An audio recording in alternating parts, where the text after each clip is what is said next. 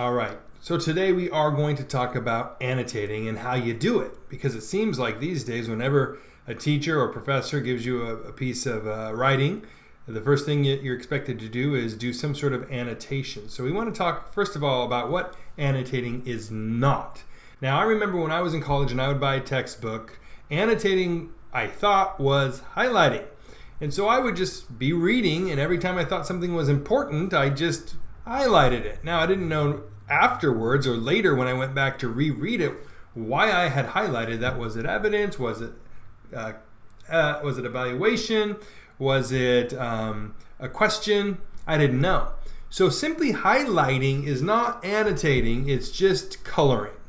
So we want to talk then through when you get a piece of writing or a speech or whatever it happens to be, what are some possible things that I could do to it to annotate it.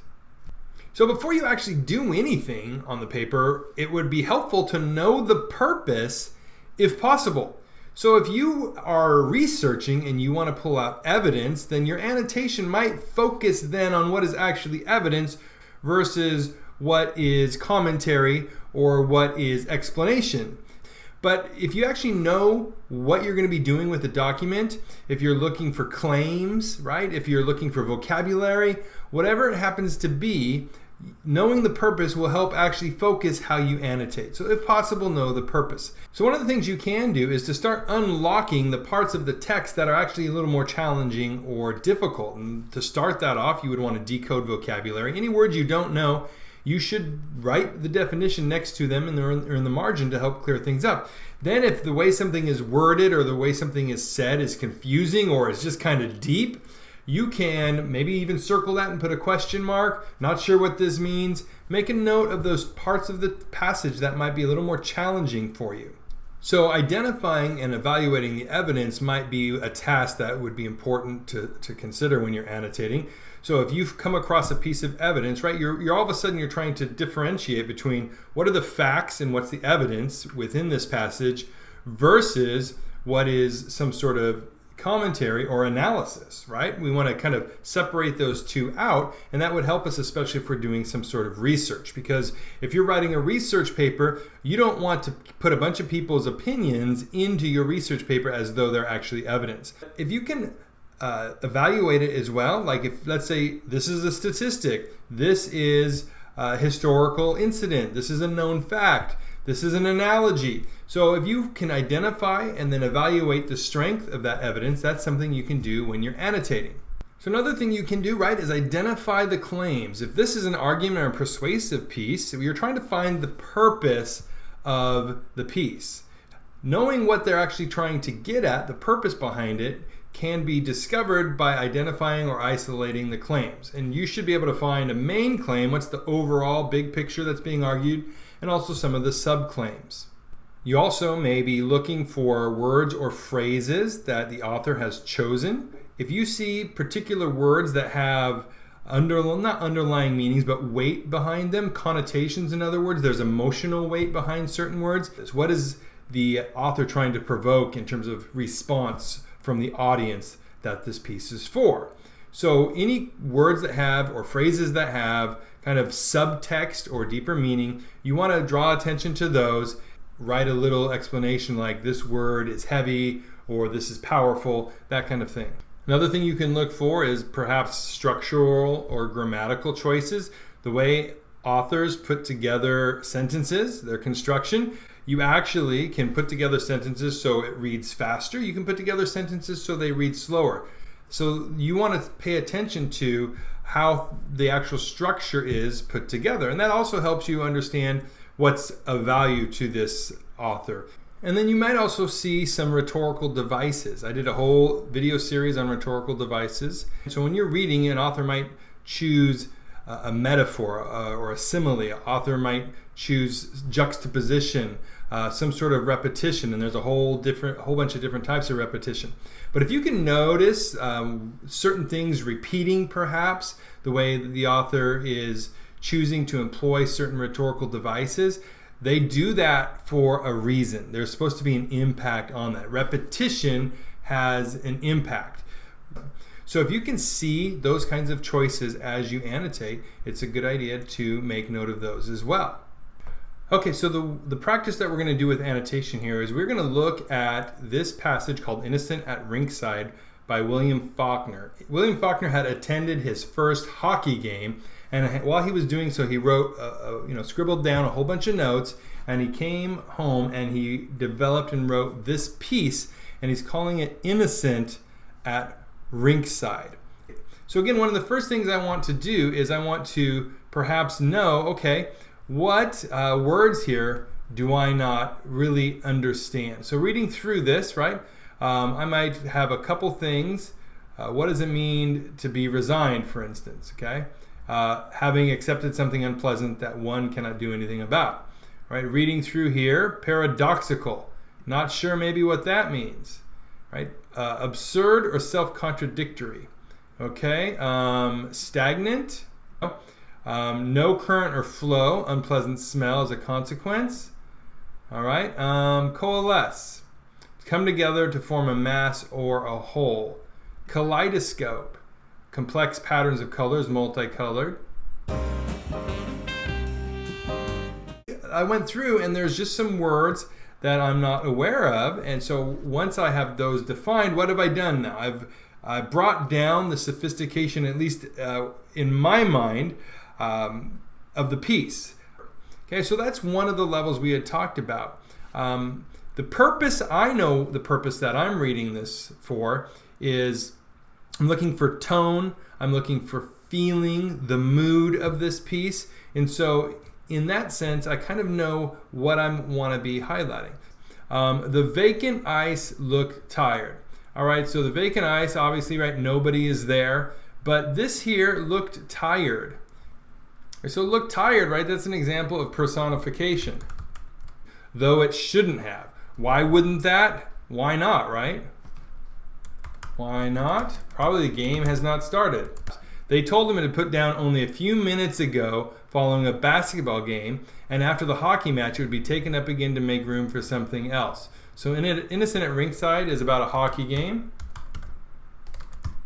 Okay, innocent, right? Why innocent? First time maybe?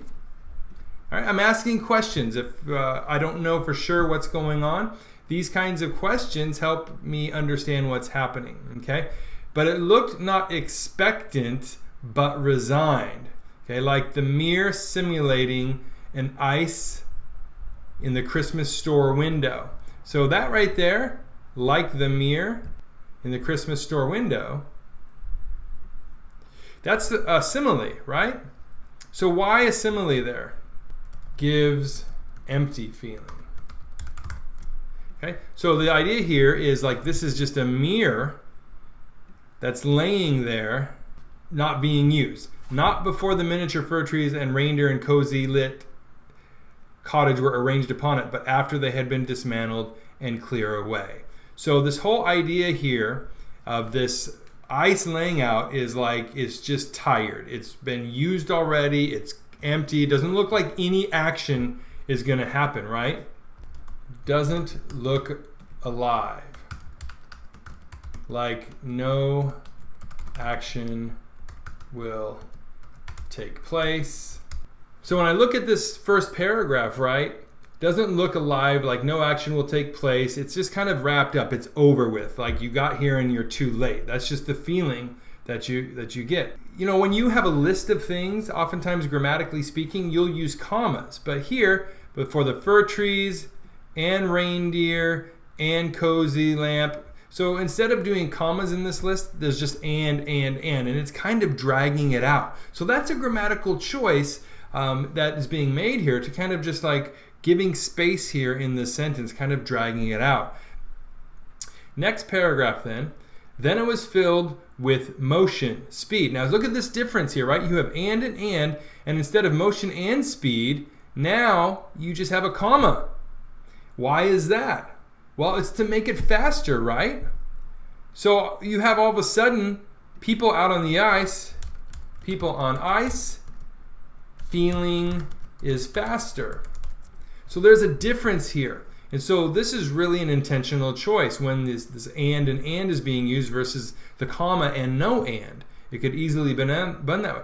It could easily have been done that way.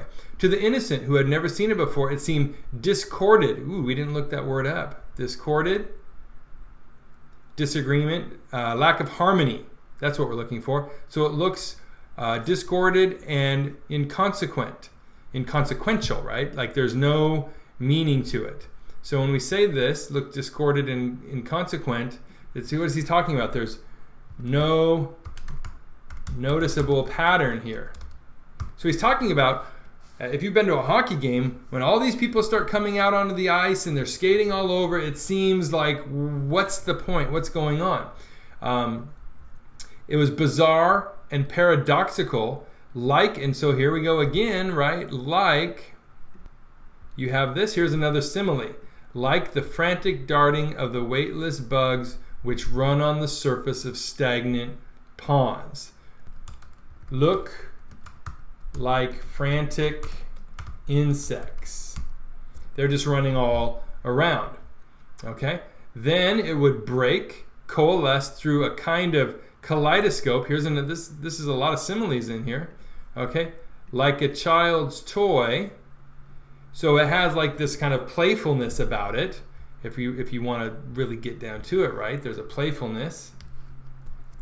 A pattern, a design, almost beautiful, as if an inspired choreographer had drilled a willing and patient and hard-working troupe of dancers. All right, so here's a metaphor here. It's as if this choreographer had put together a dance, so it becomes like a dance, okay? That it becomes like a dance. So this idea where something that seemed incoherent and unstructured all of a sudden comes together and it has a pattern to it, okay? In fact, he says it's a pattern design, which was trying to tell him something, say something to him, urgent and important and true. In that second before, already bulging with the motion and the speed, it began to disintegrate and dissolve. Okay? So it's this idea of random, pattern, random. Now, if you have been to a hockey game, you know that they'll be kind of passing the puck, they'll kind of be swirling around, and then all of a sudden, and it kind of almost has like a slowness to it, but all of a sudden it speeds up, and all of a sudden it's back and forth, and they start trying to hit it into the goal. So when we look at this, you can see that there's continual changes here. It would break, coalesce through a kind of kaleidoscope, and then it gets back to, then it slows it down.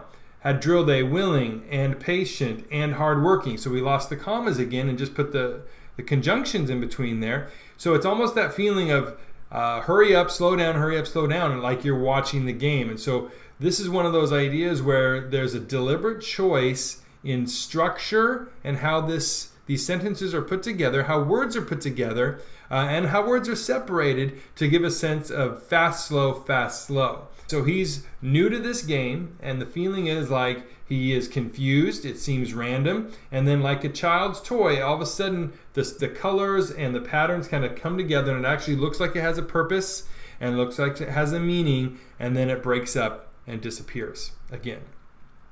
Then he learned to find the puck and follow it. Okay? Why is that kind of, we have a new paragraph here, and it starts with the word then. Okay, all of a sudden, so this is like a transition, right? Something has happened.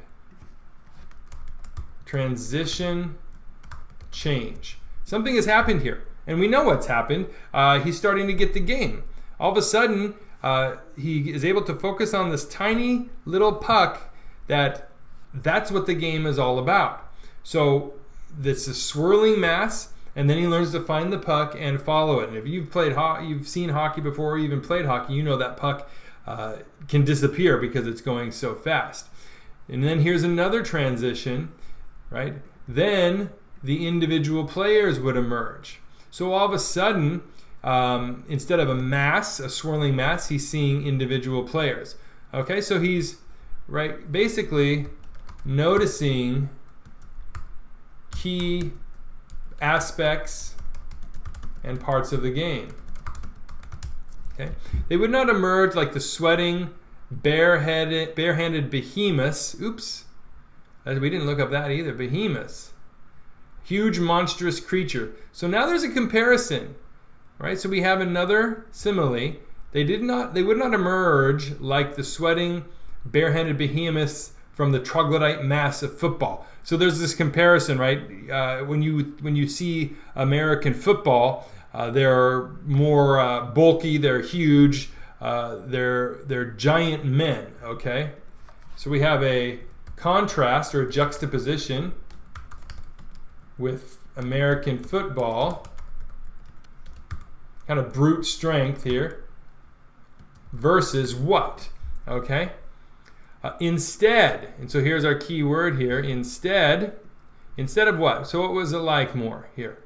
It was fluid and fast and effortless. Notice the ands there again, as rapier thrust. So it was like sword fighting or lightning. So it's versus quick and agile is what we're talking about here, right? So he's contrasting this with football. Just the difference. Maybe that was something he was more familiar with, and now he's getting into this, right? And then here we have interesting change here, because remember what had happened? Individual players would emerge, and so here we have Richard, and we have Jeffrian, Leprade.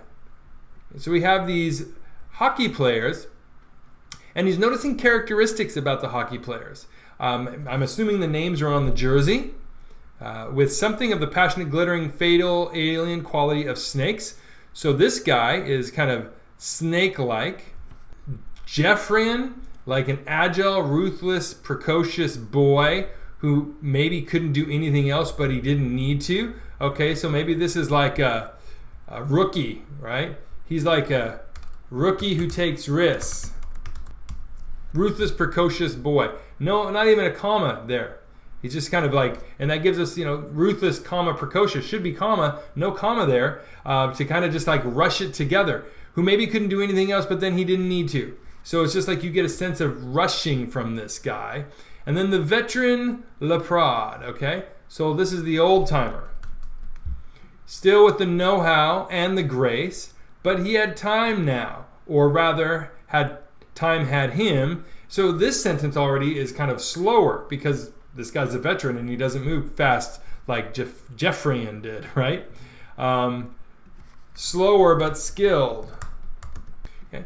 No longer expendable. What remained was no longer expendable. So in other words, he can't take risk. It could end his career. That recklessly, heedlessly, successfully. Not enough of it left now to buy fresh passion and fresh triumph with. He's just playing the game because he loves it. Okay. So this whole paragraph, right, is to kind of show that innocent is becoming educated, perhaps, starting to understand the game. And then we have this last paragraph that we're looking at for this, excitement. Men in rapid, hard, close physical conflict, not just with bare hands, but armed with the knife blades of skates and the hard, fast, deft sticks which could break bones when used right. That whole sentence is rushed right there, right? Rushed, like the game. Why? This is supposed to convey this right here. This is our sense of excitement right here. That idea. Excitement. Why? Because of the physical conflict. Not bare hands, they're armed. So these are kind of key words here. Conflict. Armed with knife blades, okay? Sticks. Break bones. So what are we really... Okay, and this is interesting. When used right. Okay, so we are getting a feeling here of the this is a brutal, there's a brutality to the sport, but not just the body. They have sticks and knife blades. It's not a bare hand thing. So yeah, football has rapid, close and hard physical contact, but it's all about your mass, your weight, oftentimes. Okay. In this case, he's like, there were knife blades and sticks.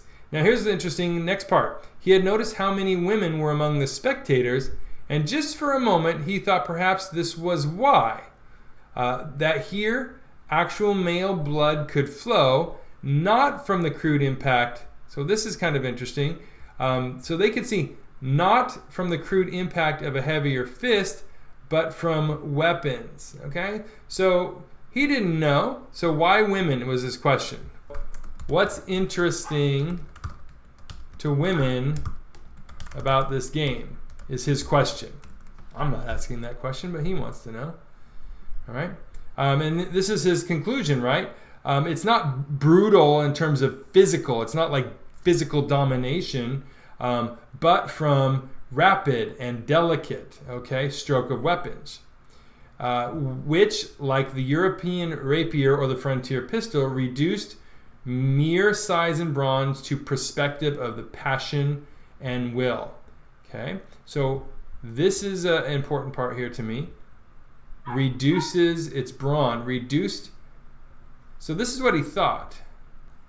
So that's a question to me. I don't know the answer. I mean, I have some ideas, but why would this be more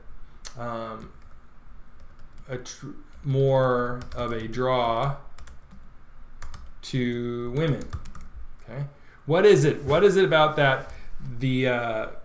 Like a sword or a pistol, it's no longer about brute strength or brawn or mere size. It's about passion and will. So this was his first thought when he starts looking around at the crowd and sees there's a lot of women here at this sport. Why is that? Why are they interested in this sport? And so this is his kind of momentary reflection as he looks around. It says, but only for a moment, because he, the innocent, didn't like that idea either. Okay, so why wouldn't he like that idea?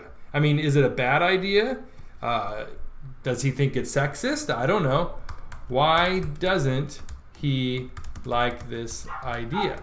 Does it say something bad about men? That's one of those questions. I have my ideas, but I'm not given answers to at this point. You can come up with your answers, okay? So what was his conclusion? It was the excitement of speed and grace with the puck for catalyst to give it reason or meaning, okay? In other words, it was the beauty of the game. And so this is a great initial, and it's quite a bit, right? And if you look through it, what am I pointing out here? Just the things we talked about. Sentence structure choices. We decoded the vocabulary. Also, what kind of rhetorical devices were used and why. And then we also kind of looked a little more closely at the structure about what each paragraph was doing and how it transitioned. All right, so there's a little review of some of the possibilities with annotation, and hopefully you can then apply that to other passages and speeches and whatnot that you end up having to be assigned and read. Good luck! Hey, thanks for watching this video. I really hope it was helpful. If you could subscribe to the channel, boy, that would be sweet. Here is a playlist that has to do with advanced placement and other advanced English kind of topics. Up here is a writing workshop and other kind of writing videos. And then just here's one for fun. Until next time, take care.